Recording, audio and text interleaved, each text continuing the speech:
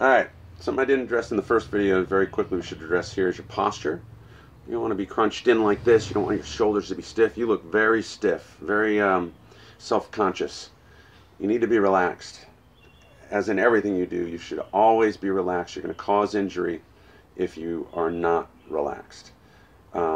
So good posture, but not stiff, and a nice flowing movement to your anything you do should be a flowing movement. You should be playing through the drums, not to the drums. Alright, also something that I didn't address in the last video that you might want to think about is this interesting thing that happens if your stroke is correct. Remember that vertical plane? If you point right at your shoulder and you make this path vertical, you'll notice there's a point at the tip of your stick that goes through the first joint of your thumb, especially if you're in French grip. Your thumb should be lined up directly with the stick.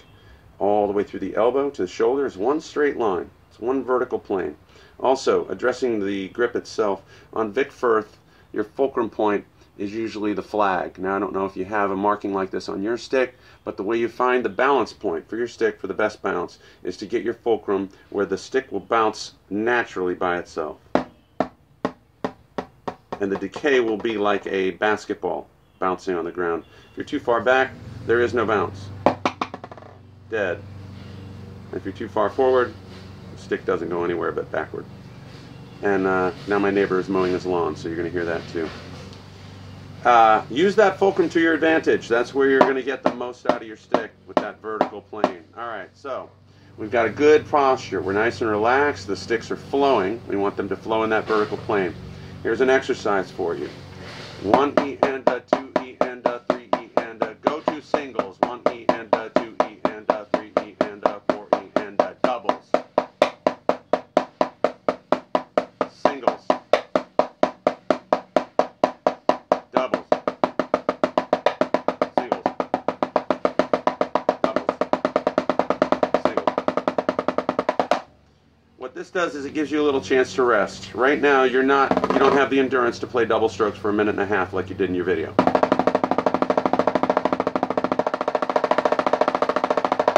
When you start learning finger technique and things that reduce fatigue in your hand, you'll be able to play longer. But right now, give yourself a break. Do a group of 16ths with doubles, a group of 16ths with singles.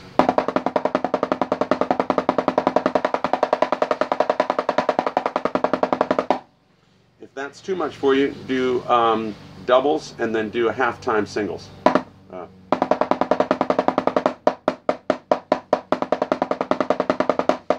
Or you'd be doing 16ths and 8th notes. 1 E and a 2 E and a 3 E and a 4 E and a 1 and 2 and 3 and 4 and doubles, singles, singles, singles, singles.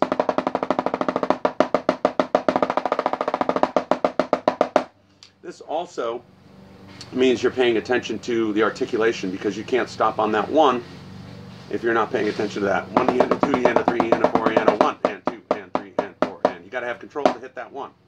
So you're working on articulation here as well. Oh,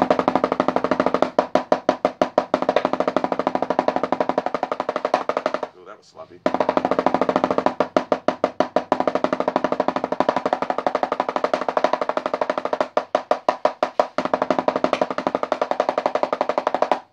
And as anyone will tell you in this group, if they're being fair to you and themselves, everybody can always improve. You can see that I've got some stiffness going from the faster 16th notes on the singles. We all have things to work on. Alright, I'll hit something next, something new in the next video.